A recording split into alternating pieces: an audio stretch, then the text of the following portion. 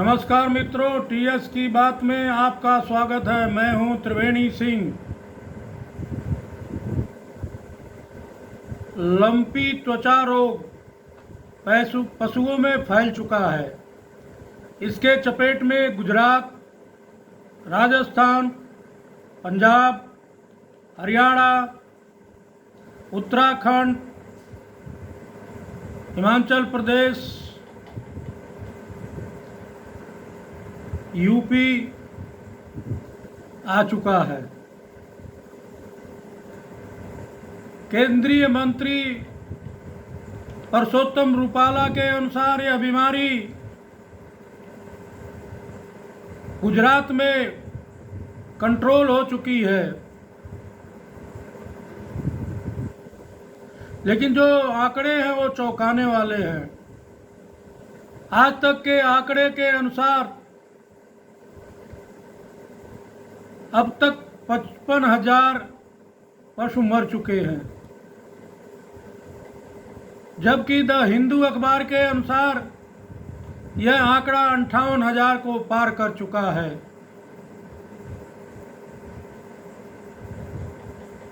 केंद्र सरकार के आंकड़े के अनुसार 57,000 गाय अब तक पशु अब तक मर चुके हैं, जबकि यह आंकड़े और भी अधिक होने की संभावना है। और यह किन तर्कों या तथ्यों के ऊपर कहा जा सकता है कि ये आंकड़े और बढ़ने की संभावना है? तो जो खबरें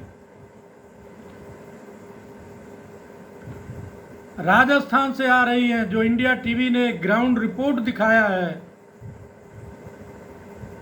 उसके हिसाब से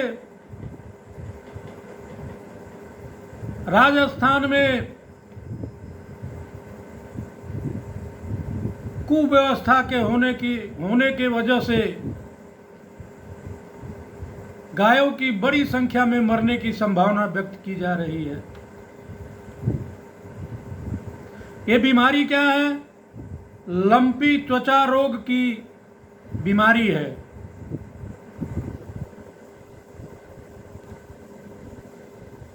यह बीमारी राजस्थान के 16 जिलों में फैल चुका है, जिसमें बीकानेर, गंगानगर, बाड़मेर, जैसलमेर, जोधपुर, जालोर, पाली, सिरोही, चूरू, हनुमानगढ़, अजमेर, नागौर, जयपुर, सीकर, झुंझुनू और उदयपुर में संक्रमण की सूचना है। एक आंकड़े के मुताबिक राजस्थान में कुल गाय की आबादी 14 मिलियन है। वायरल रोग रक्त पोषक कीड़ों, मक्खियों, मच्छरों या टिप्स की कुछ प्रजातियों से तथा दूषित भोजन और पानी के माध्यम से फैला है। सबसे ज्यादा गायें राजस्थान में मरी है। यह आंकड़ा 30,000 को पार कर सकता है। इंडिया टीवी के संवाददाता के अनुसार बीकानेर में 1 किलोमीटर के डिस्टेंस में लगभग 250 गायें मरी पड़ी हैं और वो सड़ रही हैं। उनसे जो बदबू फैल रही है, वातावरण खराब हो रहा है, नज़दीक के लोग उससे परेशान हैं। वैसे भी इंडिया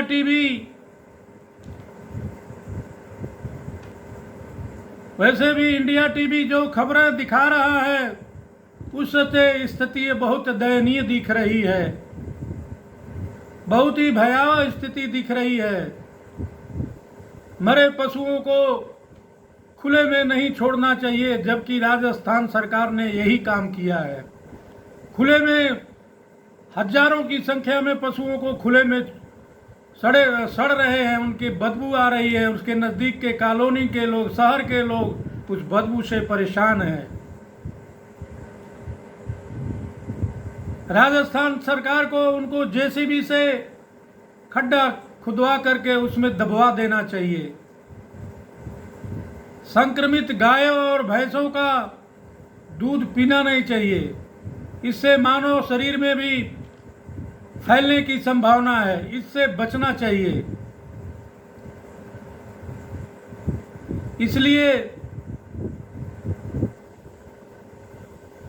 इस बीमारी के कारण राजस्थान में दुग्ध उत्पादन 30% घटा है, जिसके कारण घी का दाम 50 रुपया प्रति किलो बढ़ गया है तथा रसगुल्ले का उत्पादन प्रभावित हुआ है। राजस्थान सरकार इस फ्रंट पर फेल होते नजर आ रही है, क्योंकि इस बीमारी के लिए जो वैक्सीनेशन विकसित किया गया है उसको भी ज़्यादा से ज़्यादा संख्या में लगाने, टीकाकरण कराने में भी फेल हो रही है तथा जो पशु मर चुके हैं उनके बॉडी के डिस्पोजल में भी लापरवाही बरत रही है, गैर कानूनी काम कर रही है।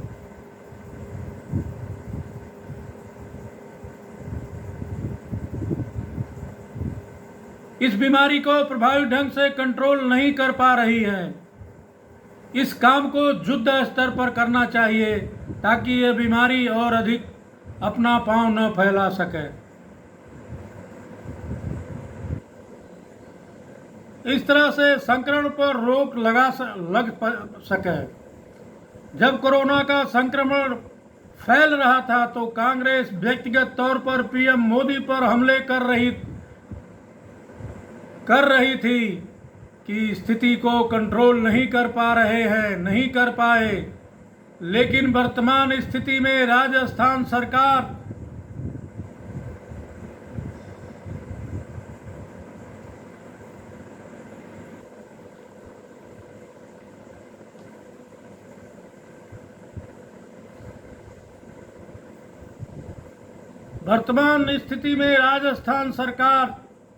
गायों का जान बचाने के लिए समय रहते हुए कोई उपाय या ध्यान नहीं दिया,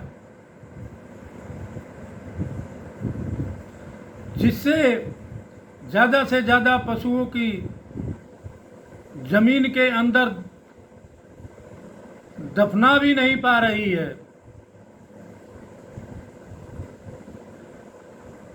यह घोर लापरवाही का आलम है। कुल मिलाकर अगर राजस्थान की स्थिति को देखा जाए तो लाखों में मरने वाली गायों की जिम्मेदारी किसकी है? इसके लिए राजस्थान सरकार जिम्मेवार है, इसमें कोई अतिशयोक्ति नहीं है। सरकार को इसको स्वीकारना चाहिए। उन्होंने समय रहते उसके ऊपर कोई ध्यान नहीं दिया और स्थिति बिगड़ने के बाद भी ध्यान नहीं दिया जा रहा है। यह बड़े दुख की बात है, क्योंकि गाय को हम लोग गाय माता के नाम से पुकारते हैं, उसका आलम यह है। प्रिय दर्शकों,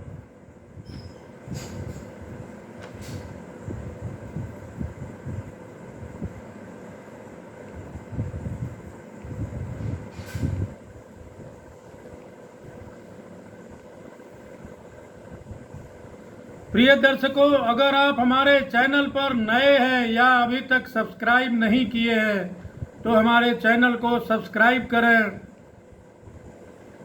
तथा मेरा अनुरोध है कि आप हमारे चैनल को सब्सक्राइब करें, वीडियो को लाइक करें, शेयर करें तथा कमेंट्स करें एवं बेल आइकन की बटन दबाना न भूलें ताकि नए वीडियो का नोटिफिकेशन आप लोगों तक पहुंचता रहे। धन्यवाद।